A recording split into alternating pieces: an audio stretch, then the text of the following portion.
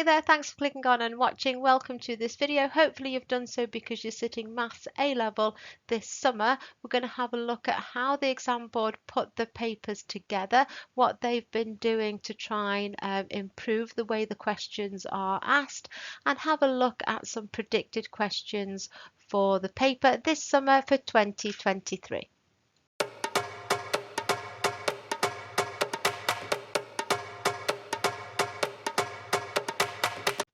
You're going to be sitting 3 papers. The first 2 papers are the pure exam, and then the last one is the applied. Now they're all worth a third each, and they're all 100 marks and all 2 hours. That third paper, the applied paper, has got 50 marks each on your stats and mechanics. Now within those 3 exams, the examiners are marking you on these 3 strands. They are looking whether you can apply standard techniques, whether you can communicate mathematically and interpret your answers, and whether you can solve problems in other context. Now this one is the hard one, isn't it? Because you've got to read out and pull out what maths you've got to do, and that is the harder part of the exam.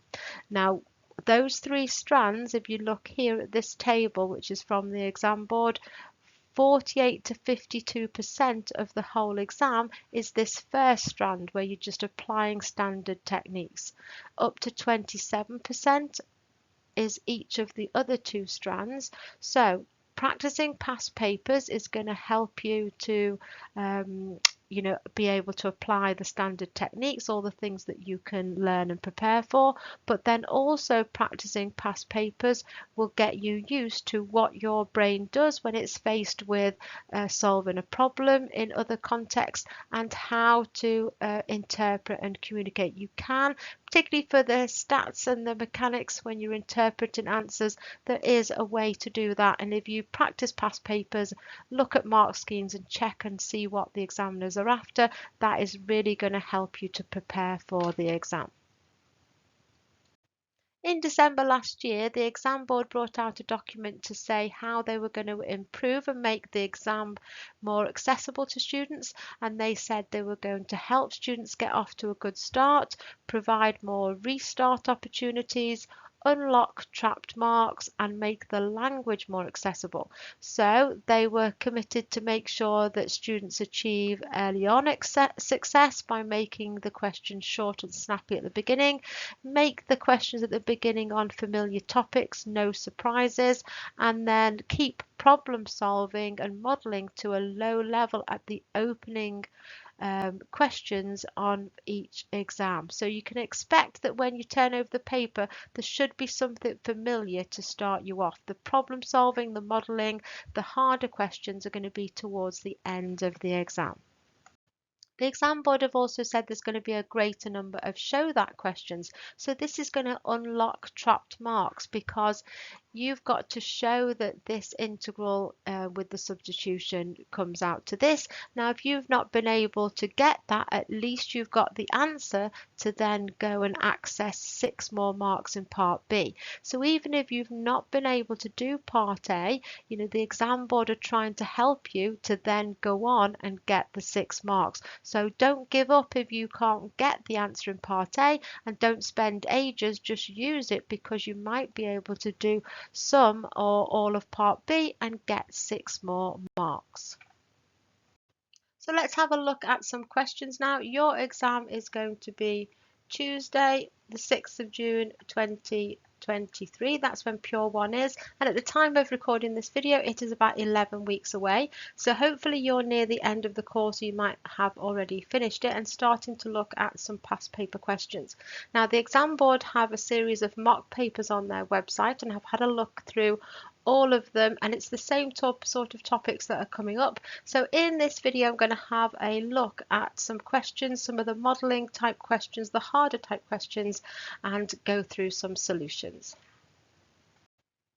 So we're going to start with everybody's favourite, proof by contradiction. Now you learn various ways to prove. Most of them are taught in the lower 6, but proof by contradiction is in the upper 6. So I would say, because it's an A2 exam, then you're more likely to get proof by contradiction. So this question says, use proof by contradiction to show that if n squared is even, then n is also even. Now, when you're doing proof by contradiction, if it's an if this then that question, you agree with the first bit but then contradict on the second bit. So we've said here, assume that there's an n such that n squared is even, so agreeing with that first statement, and n is odd. So there's the negation of the statement, the contradiction. So if n is odd, how do we get an odd term? If n is odd, then we can say it's equal to 2k plus 1. Doubling anything and then adding 1 ensures that it's odd. So what about if we square that n? N squared is going to be that 2k plus 1 all squared. Multiplying out the brackets, you get 4k squared plus 4k plus 1. Now, on those first two terms, you can take out a factor of 2, because what we want to do is show that when we've squared that odd term, we do get odd again. And this is going to be where the contradiction comes from. So 2 times anything in that bracket and then add 1, that is going to say that it's odd. So therefore, we have contradicted the statement that if n was odd, we didn't get a square number that was even. So even though we've not done anything with any even terms, we've contradicted our statement, and that is all that's required for the proof. Now for part B, prove that root 2 is irrational. So there's not an if this then that statement here, so when we've just got prove root 2 is irrational, we just say the opposite to that and negate that statement, assume root 2 is rational.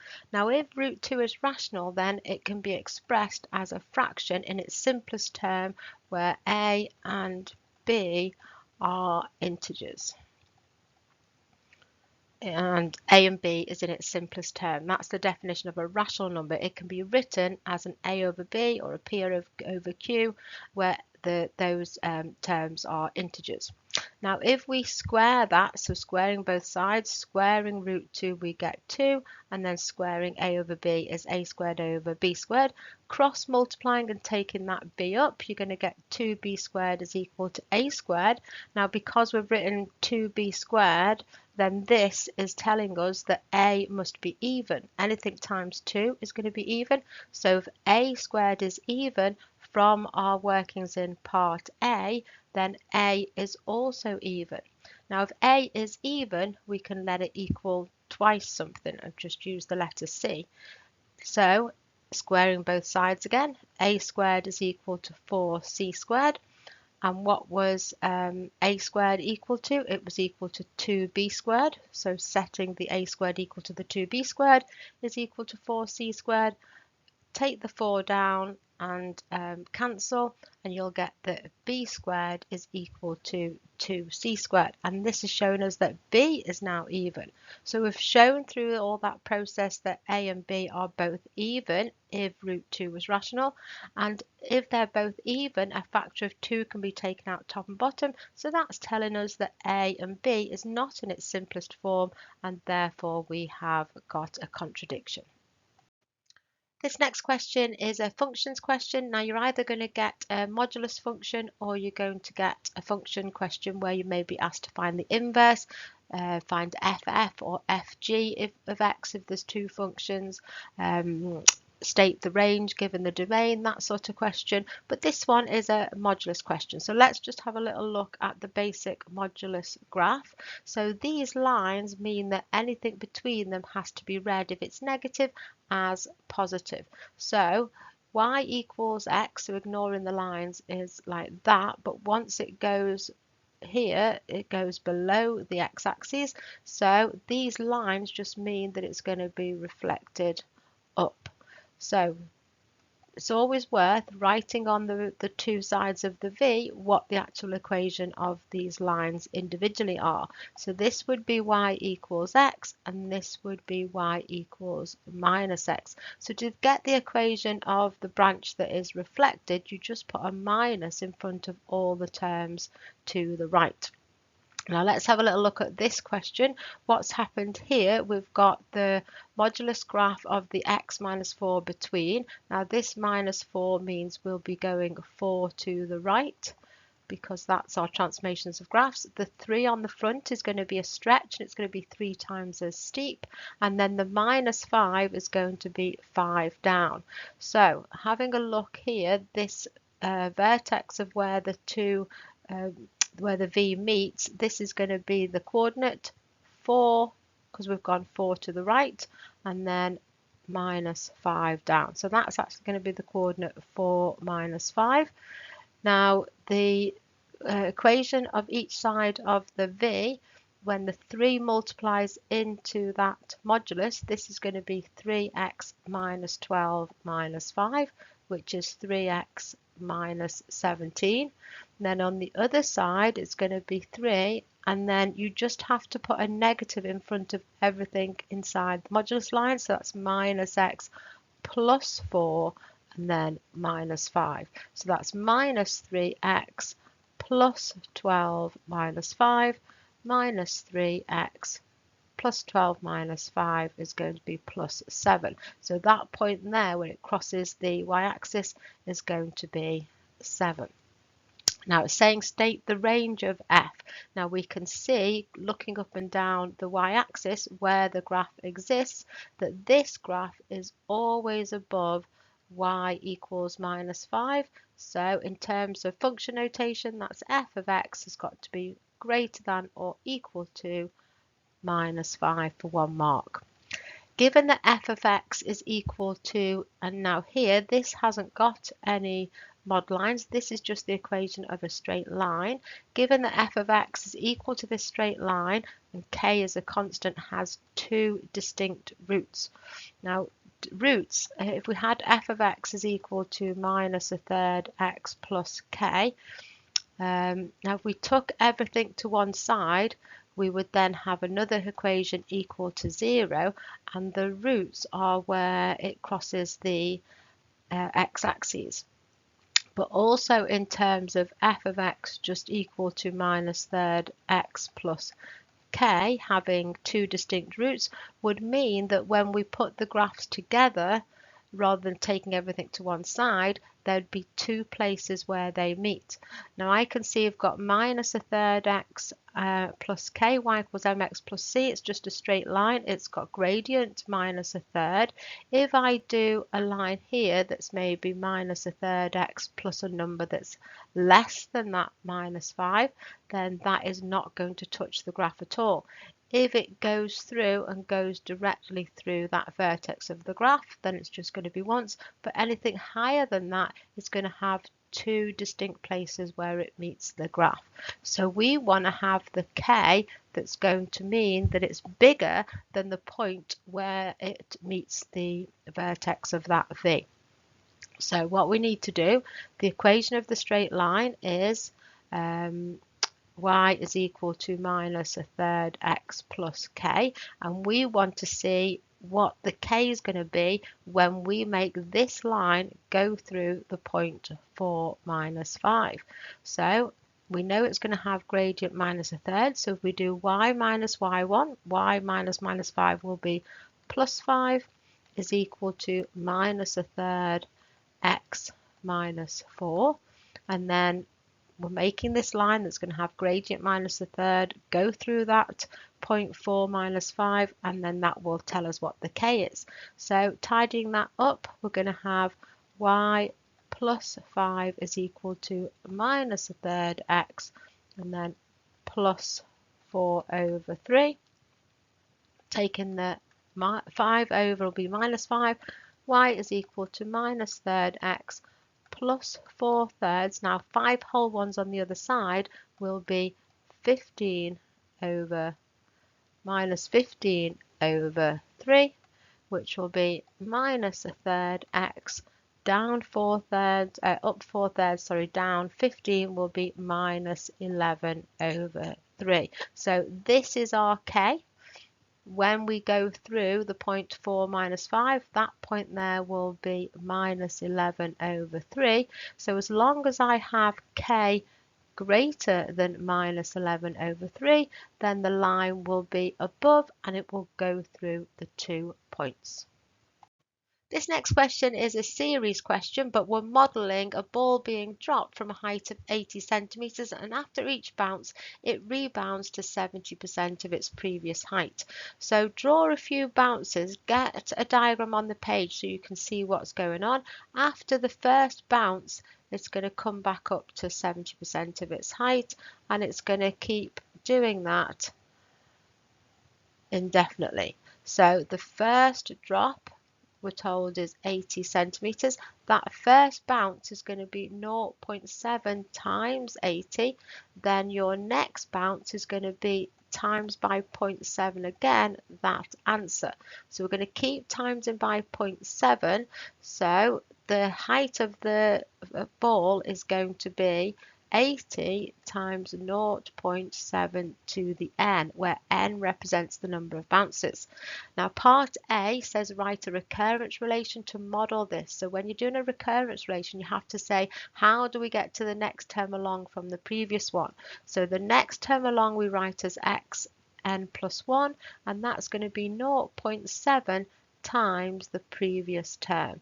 Now if we say that x0, where 0 represents no bounces, is 80 centimeters, then after the first bounce, when x is 1, we'll be doing the 0.7 times 80 and getting the height of the first bounce. So part B, find the height to which the ball will rebound after its fifth. So that's going to be 0.7 times by itself 5 times, so we need to do 80 times 0.7 to the 5, and that comes out to be 13.445 centimeters. Part C, find the total vertical distance travelled by the ball before it stops bouncing. Now this is going to require you to realise that this is a geometric series that goes on, and we're going to sum to infinity. We need to find the total of all these heights of the bounces, so we're going to be needing the formula, the sum to infinity, which is a over 1 minus r. Now that sum is just going to give us the height of one bounce. Now what is going to be our A? Our A is the first height. So the first height is going to be 80 times 0.7, which is 56. So the next bounce will be 56 times 0.7 and so on. So our A is going to be 56.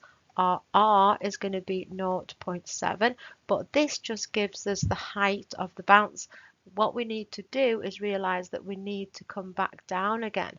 So you're going to be doing twice times the A, which is 56 over the 1 minus 0.7. That will give you the up and down of all the bounces, but added on to that, you need to put the 80 in, which is the height for which it was dropped. If you put all that in your calculator, you're going to get 453.3 centimeters. Now part D, state a limitation of the model. This model assumes that the ball will bounce forever. Assumes ball will continue to bounce forever.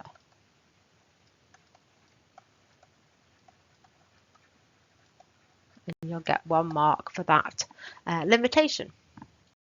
Here we've got another modelling question. Doing plenty of modelling questions in this video because modelling questions are the ones that pupils find hard. Drawing out the maths that's involved after reading a certain situation is what pupils tend to find hard. So here we have a cylindrical tank that has got radius 40. Always drawing a diagram is a good thing to do, and then you can sort of see on the page what's going on. We've got water going in at a rate of 4,000 pi, and it's coming out at a rate of 50 pi h, where h is the depth of the water in the tank. Now this word rate, as soon as you see the word rate, something is changing with respect to time, so it's always dt. Now it's water that's going in and out, and you can think, well, that's going to be the volume, but you've also got here meters cubed, which is what volume is measured in, and so it's going to be dv by dt is 4,000 pi going in minus 50 pi h going out. So reading all that information, you should just be able to write down that differential equation. Now we're asked in part A, show that t minutes after water begins to flow out, then we've got this equation here. Now we can see in this equation it's got dH by dt. So I can tell here I've got a connected rate of change question. So I want to have an expression for dH by dt because that's what's needed in this question.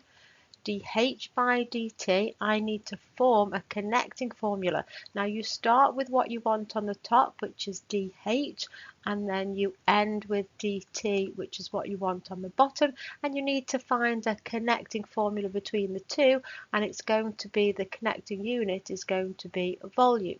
Now these divisions don't operate and aren't fractions, but they can operate like fractions. So dH by dV and dV by dt, these top and bottom can cancel, and it would just leave us with our dH by dt. Now we already have an expression for dV by dt, so we need to see what we can do to get dH by dV on the go. And we know a connecting formula for volume of a cylinder is V is equal to pi r squared h. Now r in this case is given, it's 40 meters, so that's going to be pi times 40 squared h. And we need to get dH by dV, but first of all we're going to do dV by dH. So differentiating this with respect to h is just going to leave us what's in front. So 40 squared is 1600 pi. Now we want dH by dV, so we're just going to need to turn that upside down. So dH by dV is going to be 1 over 1600 pi. So let's write that in to our connected rate of change formula. dH by dt is dH by dV, which is 1 over the 1600 pi, times dV by dt, which is what we wrote down at the beginning, 4000 pi minus 50 pi h.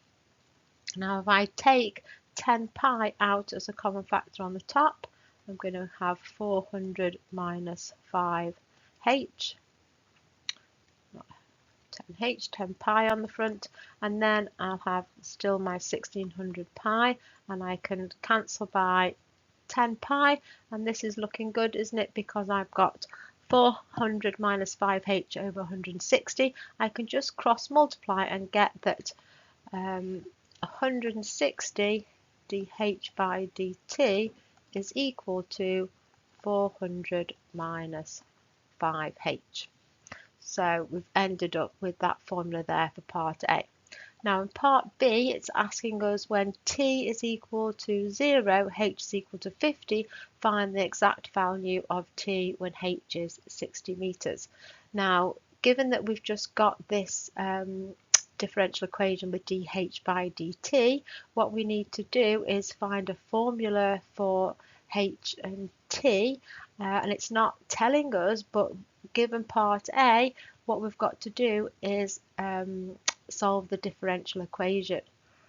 So if you've not been able to get that in part A, you can use the fact that you're given it to then restart and get part B. So remember, the exam board, when they give you a show that question, if you can't get that part A, they're trying to help you to then try and go on and restart the question and get the 6 more marks for part B. So this, for part B, we need to solve the differential equation. What you need to do is separate the variables and integrate. So the dH and dt need to be in the numerator position. So I'm going to bring everything with h down and get 1 over 400 minus 5h. I think I might leave the 160 there, is equal to, and everything else is on the other side now. I'm just going to cross multiply and take the dt up. What I'll do here is maybe take the 160 out. 1 over 400 minus 5h dH is equal to the integral of dt. So what we're going to do is now integrate. So you're going to get 160 the ln of 400 minus 5h, and then because of the reverse chain rule that would put a minus 5 in front, so we need to divide by that minus 5 when we integrate, is equal to t plus c. Now 5 into 160 goes 32, so this will be minus 32. The ln of 400 minus 5h is equal to t plus c. Now this is a general solution to the differential equation, and we need a particular solution, and you're going to get that when you feed in the information, the 0 time t equals 0 when h is 50. So when t is equal to 0, h is equal to 50, and you're going to use this information to find what this integration constant is. So minus 32, the ln of, if h is 50, 5 times 50 is going to be 250, and 400 minus 250 is going to be the ln of 150 is equal to 0 plus c. So we found that c is equal to 32, the ln of 50. So our particular solution is minus 32, the ln of 400 minus 5h is equal to t minus 32, the ln of 150. Now we want to find what t is when h is 60. So I'm going to take this minus 32 ln of 150 to the other side and leave t on its own. 32, the ln of 150 minus 32, the ln of 400 minus 5h is equal to t. And when h is 60, we just need to feed that in. So I can take 32 out as a common factor, and I'm going to have the ln of 150. Now because these ln's are takeaway, you can just do divide by 400. If h is 60, 5 times 60 is 300,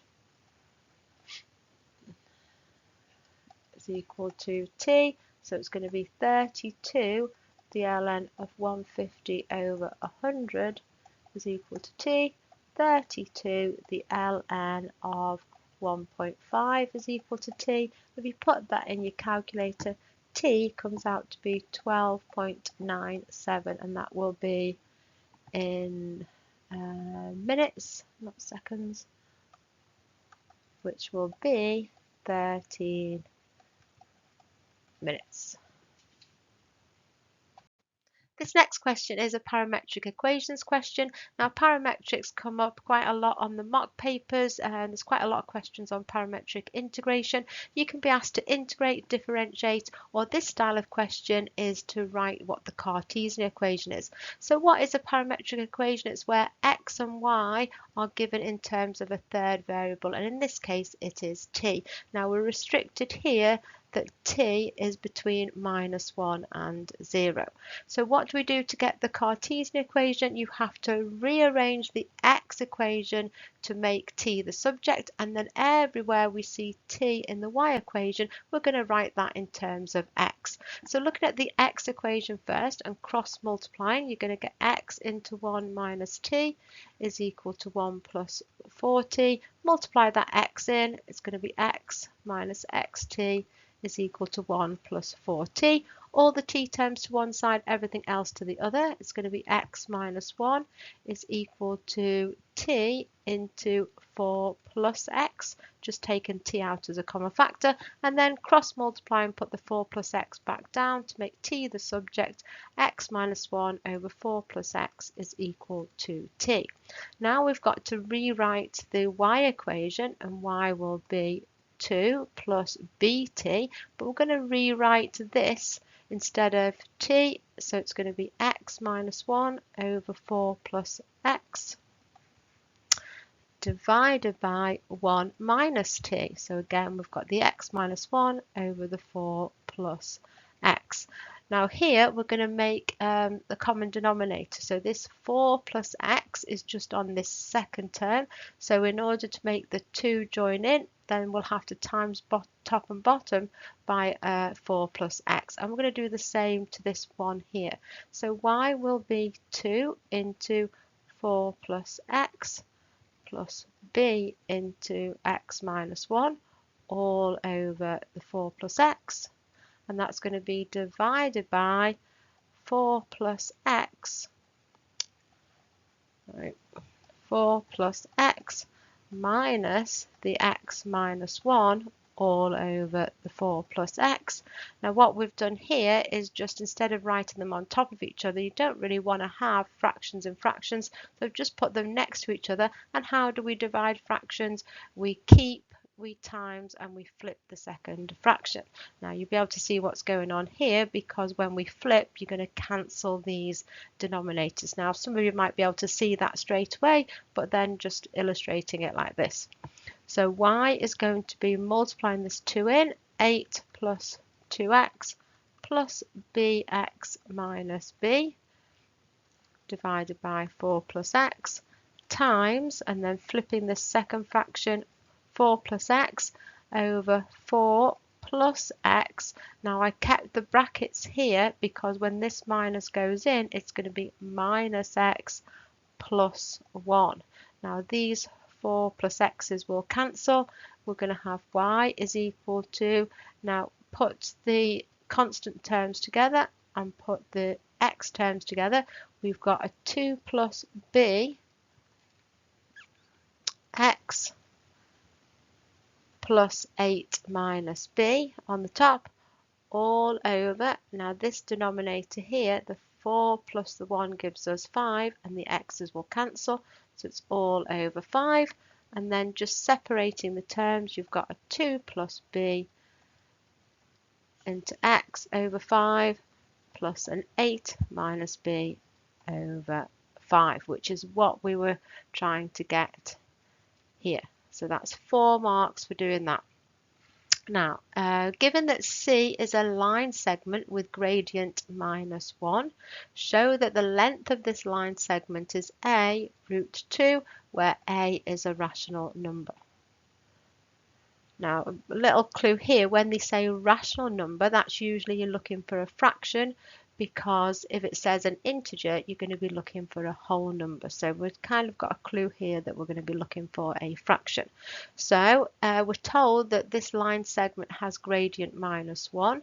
So if the gradient is minus 1, what is in front of x? That represents the gradient. So we can write that 2 plus b over 5 is equal to minus 1, and this is going to allow us to find b.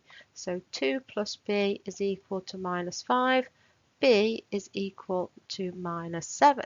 Now if we feed that in, we can get our equation of a line.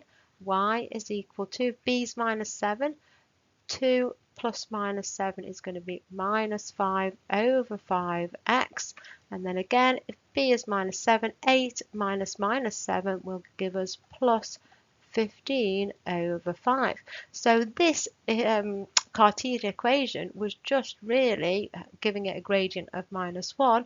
The line y is equal to minus x plus 3. So we've done all that work, and we've actually just been dealing with the line y is equal to minus x plus 3.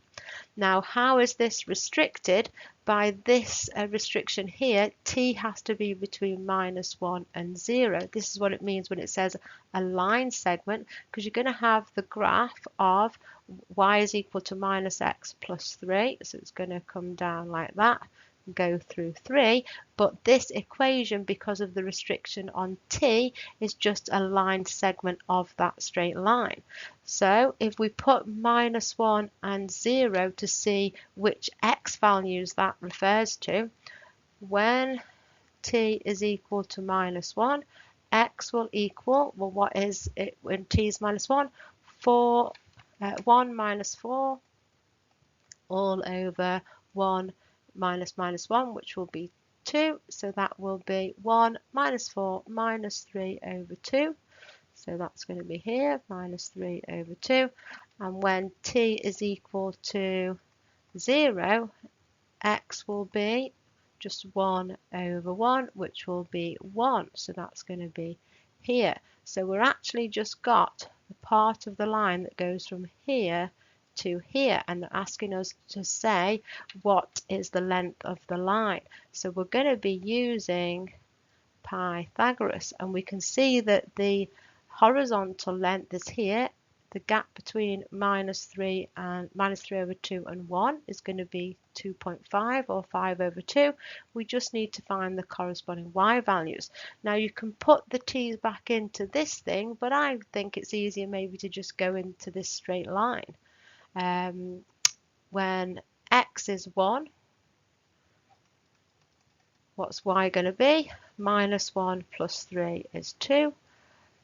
When x is equal to, what's the other one, -3 over 2, y is going to be -3 over 2, which will be 3 over 2 or 1.5 plus 3. 3 plus 1.5 is 4.5, which is 9 over 2. So it's going between 2 here and 9 over 2. So 2 to 4.5, that's also 2.5. So the length of this line is just going to be 2.5, which is 5 over 2 all squared, plus 5 over 2 all squared, and take the square root. So you've got 25 over 4 plus 25 over 4 square rooted, which is going to be the square root of 50 over 4, which is square root on the bottom is 2. It's going to be 25 times 2 all over 2, which is 5 over 2 root 2. So our A was 5 over 2. This next question is an integration question, and for part A and B you're going to be finding an approximation to the area under this curve between 0 and 2, and then in part C you're going to be using integration by substitution to actually find the area. So we have this curve here, and we've got this table because we're going to use the trapezium rule to divide the area into 4 equal width strips. So we'll just go halfway along there is 1, 0.5, 1.5, and draw some of these trapeziums in so we can see what's going on. So the trapeziums are going to sit, there's my 2 parallel sides, and adding them up is going to give us the area under the curve. Now it's usual when you're using a trapezium rule that they'll give you a table and they filled in the corresponding y values and you've just got one to find. So just put in x is 1.5 in here on your calculator, out will come 2.23235. So 1 mark for doing that.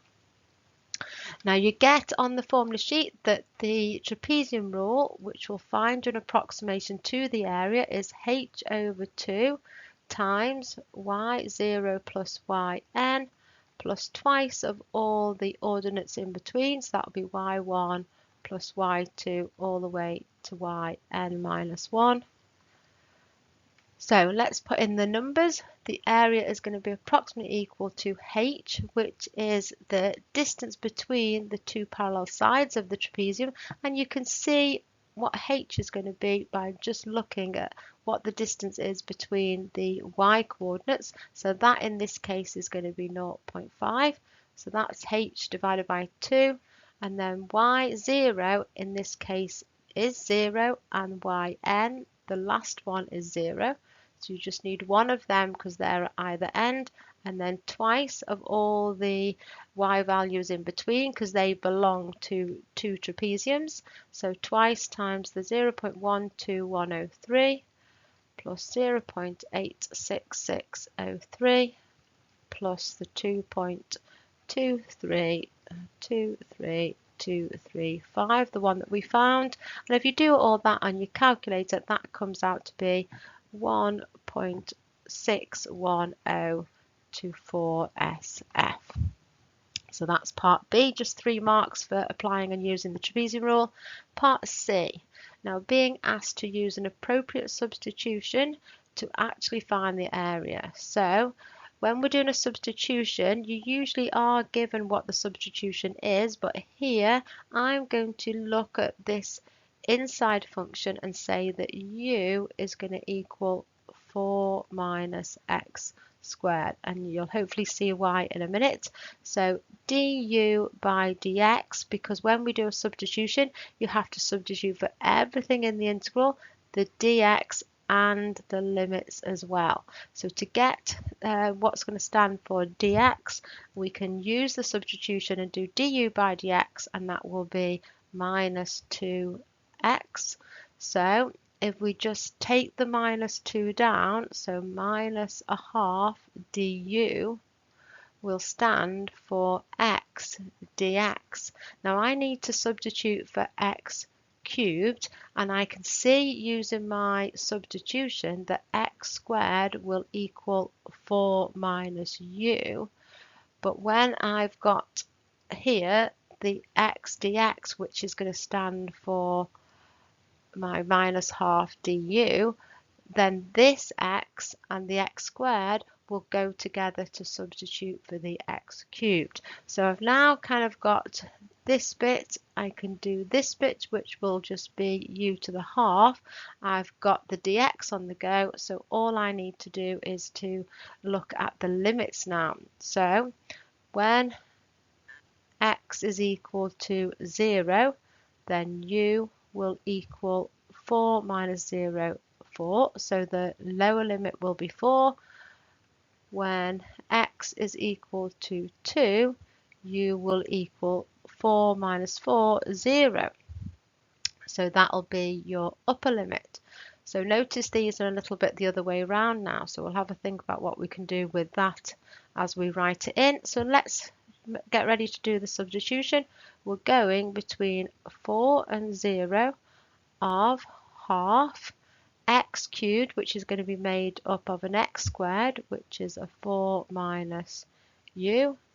And then we've got our u to the half.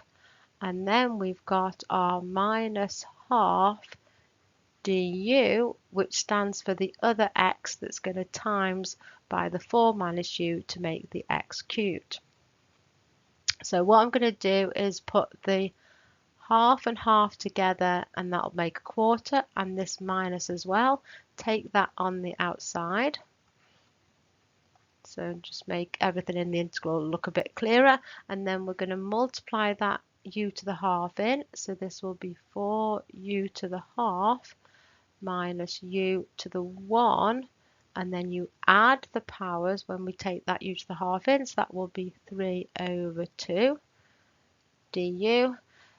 Now what we can notice here is because it's minus and these limits are the other way round, this is actually going to be equivalent to a quarter of 0 to 4, putting the limits the right way round, 4u to the half minus u to the 3 over 2 du. So that's something that you can do. With that minus, you can just swap the limits round. So now we can get ready to integrate. So we can leave the quarter on the outside.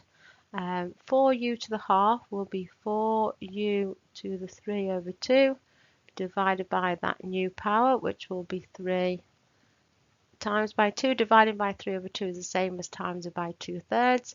Minus u to the 5 over 2, adding 1 on, divide by that new power. So dividing by 5 over 2 is the same as timesing by 2/5. And that's still going between 0 and 4. So substituting in that when x is 4, then the over 2, the root on the bottom is going to mean square root of 4, which is 2. 2 cubed is going to be 8, and that 8 times by the 2 times 2 on the front will be 64. So it's going to be a quarter, 64 over 3, minus, then when we put 4 in here, again we've got the square root with the 2 on the bottom, which will be 2. 2 to the 5 is 32, times the 2 on the front, which will be 64, and we've got it over 5. So when you put all that in your calculator and times by the quarter on the front, that is all going to come out to be 32 over 15. Okay, part D suggests one way in which your estimate using the trapezium rule could be improved. You can have more strips.